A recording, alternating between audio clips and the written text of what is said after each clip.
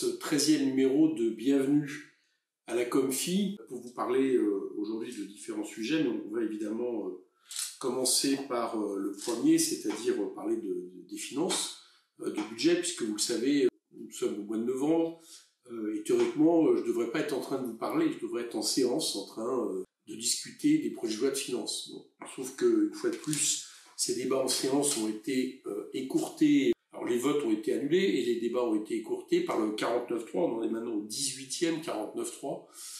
Doucement mais sûrement, Elisabeth Borne s'achemine vers des records qui concernent finalement le centre, l'origine même de la vie parlementaire, c'est-à-dire le fait de voter le budget de la nation. Donc ça continue à être insupportable et très franchement, je ne vois pas très bien comment tout ça va tenir très longtemps. Alors non seulement nous ne pouvons pas voter le budget, mais nous ne pouvons même plus débattre du budget. Donc je trouve qu'il y a plusieurs risques derrière ça. Déjà, il y a un message terrible envoyé aux Français, c'est que l'Assemblée nationale ne sert à rien, ce qui est évidemment problématique pour une démocratie représentative, ce qui d'ailleurs montre que nous ne sommes pas dans une démocratie parlementaire. Et puis deuxièmement, c'est un gouvernement qui s'enferre, j'allais dire, dans l'idée que minoritaire ou pas, il passe en force et il impose des mesures, alors même que très certainement, s'il y avait des débats parlementaires, peut-on imaginer, dans un monde rêvé, qu'il pourrait comprendre que son budget peut être amélioré par les parlementaires, puisque je dis les parlementaires parce que c'est pas seulement les oppositions, mais très souvent, il y a des amendements adoptés par y compris une partie de la majorité dans ces projets de loi de finances dont ils pourraient s'inspirer. Je donne un exemple. Nous avons dans la partie recettes voté des amendements sur la taxation des superdividendes, sur les rachats d'actions, sur les rentes inframarginales, etc., aurait rapporté 15 milliards à l'État. Et ces amendements ont été votés en partie par la majorité. On peut s'imaginer que le gouvernement, tiens, au moment où, nous dit-il, il recherche sans arrêt à faire moins de dépenses, pourrait prendre ces amendements pour se dire qu'il y a des économies à faire en évitant, ou du moins en diminuant les pharaoniques cadeaux fiscaux qu'ils ont fait aux plus riches. Donc ils ne l'ont pas fait. Donc en réalité, ils passent en force. Et je trouve que il y a notamment un sujet qui est clair ce passage en force, mais en même temps ce blocage de la démocratie, et puis de ne pas comprendre en quoi il pourrait y avoir des éléments qui viennent de l'Assemblée qui permettent d'améliorer un budget, c'est le logement. Voilà. Tout le monde est d'accord pour dire que le logement aujourd'hui est une bombe sociale. C'est une bombe sociale parce qu'on n'a jamais construit aussi peu de logements publics en France, en tout cas depuis très longtemps. Là, j'étais au congrès des maires, j'ai rencontré l'Union sociale pour l'habitat qui me dit qu'il va y avoir moins de 85 000 logements sociaux produits cette année. C'est le plus faible nombre de logements sociaux depuis 2005. Donc déjà, premier problème, moins de logements sociaux. Deuxième problème, les prix du logement globalement beaucoup trop importants et donc un problème d'accessibilité. Et là où tout le système est en train de coincer, c'est que désormais, les gens qui faisaient partie des classes intermédiaires, moyennes, qui pouvaient, bon an, mal an, avec des taux d'intérêt faibles, acheter un logement, aujourd'hui, sont coincés parce que les taux d'intérêt ont remonté, que les banques sont plus drastiques sur les conditions qui sont faites.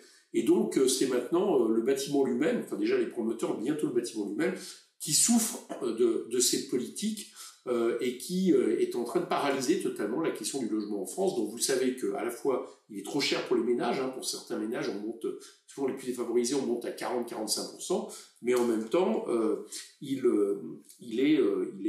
produit le fait qu'on a un manque de logements criant ou des logements inaccessibles. Bon. Ce débat-là, par exemple, on aurait pu l'avoir projet de loi de finances, notamment parce que au début de septembre, quand les ministres de l'économie nous ont reçus, parlementaires, ils nous ont dit oui, vous avez raison, le logement est une bombe sociale. Donc on peut imaginer qu'on aurait pu débattre, que peut-être certains amendements auraient pu venir contribuer à enrichir ce PLF, mais non, on n'a même pas pu débattre dans l'hémicycle cette question fondamentale du logement. Et voilà, ce PLF est passé avec des mesurettes sur la question qui ne règlent rien. Point même où la Première ministre, tout d'un coup, alors que le PLF vient d'être voté au moins en première lecture, le projet de loi de finances, explique qu'elle va peut-être mettre 500 millions d'euros, l'État va peut-être mettre 500 millions d'euros via la Caisse des dépôts et consignations pour racheter des constructions privées neuves et les transformer comme ça en logements publics. Donc on voit bien que tout ça coince et on n'a même pas pu en débattre. Non seulement c'est un problème démocratique, mais on va dire globalement que c'est un problème j'allais dire pour le gouvernement de ce pays, l'exécutif, la façon de gérer ce pays. D'ailleurs, j'en veux pour preuve, c'est qu'il y a eu un projet de loi de finances de fin de gestion Alors c'est quoi nouvelle terminologie? C'est le fait que chaque fin d'année, comme ça, il va y avoir des budgets qui vont, j'allais dire, finir d'adapter le budget de l'année en cours. Voilà, pour répondre à des problèmes. Alors ça peut être, là en l'occurrence, c'est la guerre en Ukraine, c'est une partie des réparations suite aux révoltes populaires de juin, c'est un certain nombre de choses. Bon, et le budget, on a des crédits comme ça qui sont ouverts. Alors, ce PLFG, le ministre, là, cette fois-ci, du côté Thomas Kasdar, il a eu un peu la mission par Elisabeth Borne de ne pas passer en 49.3. Donc, ils ont cherché des compromis, des concessions.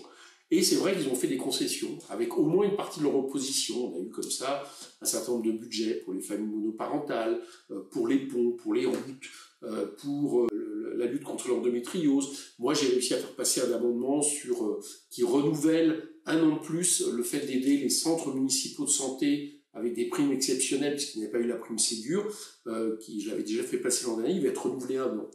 Donc, il y a eu des concessions pour environ plus de 300 millions d'euros de concessions, et du coup, ils n'ont pas eu besoin du 49.3. Bon, moi, je continue à penser que ce projet de loi de fin de gestion, et le groupe France Insoumise aussi, n'était pas bon, parce que notamment, il reprend des crédits non utilisés, ce qui est quand même frappant au ministère de l'écologie, alors qu'on parle de transition écologique, plus d'1 milliard, au logement.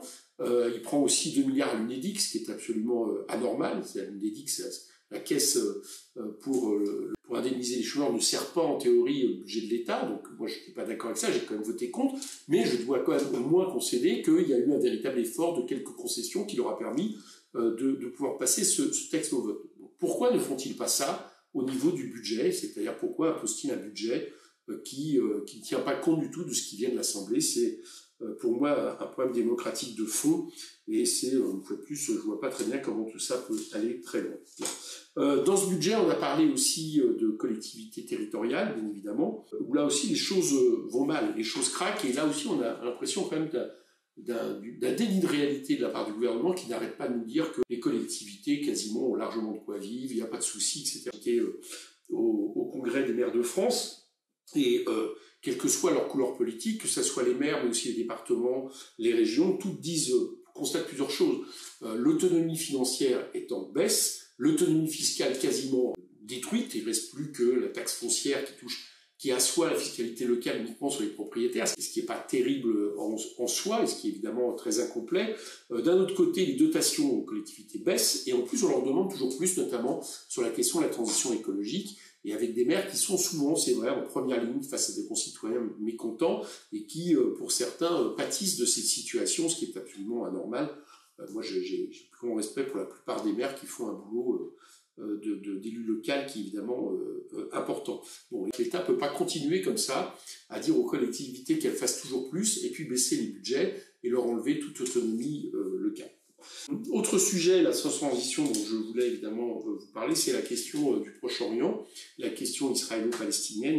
Bon, depuis, le moins qu'on puisse dire, c'est que les faits nous ont donné raison, c'est-à-dire que nous disions, et ça nous a attiré des critiques, que bien évidemment il fallait condamner les massacres du Hamas, qui valait sûrement une caractérisation de crimes de guerre, du 7 octobre, mais que d'un autre côté, on ne pouvait pas isoler ces massacres du contexte global qui est celui d'une guerre coloniale menée par Israël. Voilà. Et qu'on n'était pas dans la situation, et c'était toute la question, l'enjeu de savoir si on caractérisait ça, comme le voulait M. Netanyahou, de groupes terroristes, d'actions terroristes, on n'était pas dans un signe d'égalité entre, par exemple, ce qu'avait fait le Hamas et ce qu'avait pu faire Daesh ou des terroristes islamistes, notamment dans nos pays il y a quelque temps. On n'était pas dans une guerre de religion, on était dans une guerre coloniale, avec certes quelque chose de non excusable de la part du Hamas, mais n'empêche, c'était ça le contexte. Et qu'à partir de là, évidemment, ça voulait dire qu'on n'était pas, on pouvait pas dire qu'on était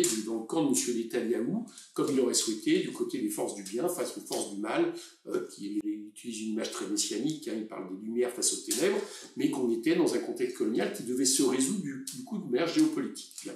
Preuve en a été donnée, c'est malheureusement le fait que maintenant on en est à 13 000 morts côté palestinien à Gaza, dont plus de la moitié d'enfants, avec des bombardements qui montrent que la cible était moins le Hamas que les Palestiniens, puisqu'il y a un nombre incommensurable de civils qui ont été tués en proportion avec les membres du Hamas. Donc la question, c'était en réalité d'atteindre l'objectif que s'était fixé Monsieur Netanyahou en septembre dernier devant l'Assemblée générale de l'ONU, où il avait présenté une carte où la Cisjordanie et Gaza étaient devenues des entités israéliennes. Donc la question, c'est bien d'en finir avec ces territoires comme possible ferment d'un État palestinien. Et c'est exactement ce qui s'est passé depuis maintenant plusieurs semaines avec les bombardements qu'on a vécus. Il y a à peu près 50% du bâti de Gaza qui est détruit. Tous les hôpitaux sont détruits. Les écoles, les mosquées, les bâtiments civils, les conduites d'eau, tout ça est dans un état qui fait que Gaza aujourd'hui est pour une large partie absolument invivable.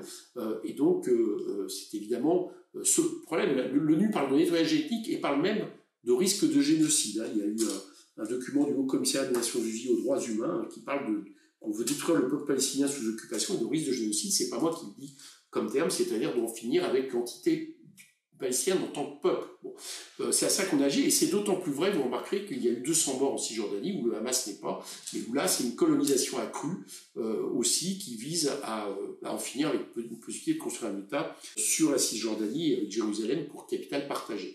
Bon, là aujourd'hui, au moment où je vous parle, il y a une trêve qui a été décidée, humanitaire, de quelques jours. Tant mieux pour les Gazaouites qui vont peut-être se réveiller enfin le matin avec l'angoisse de ne pas être bombardés, tués avec leur famille dans la journée. Mais cette situation-là, il faut qu'elle perdure. Et il faut, et nous l'exigeons toujours, un cessez-le-feu immédiat, permanent, avec le retrait des troupes israéliennes hors de Gaza. Je constate que depuis maintenant une dizaine de jours, le chef de l'État est venu sur cette position, c'est-à-dire une position où il n'est pas sur la défense inconditionnelle du gouvernement israélien de faire ce qu'il veut en réplique au 7 octobre, mais aussi sur un cessez-le-feu.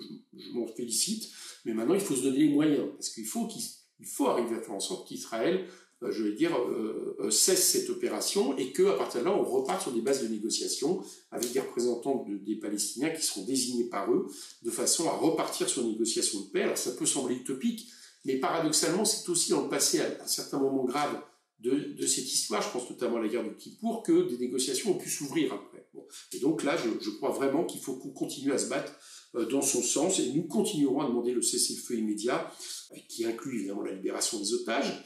Vous avez vu qu'il y a eu dans l'accord de la trêve un échange entre 50 otages et des prisonniers palestiniens, femmes et enfants, qui sont souvent détenus de manière administrative par Israël, même sans être passés par la case justice.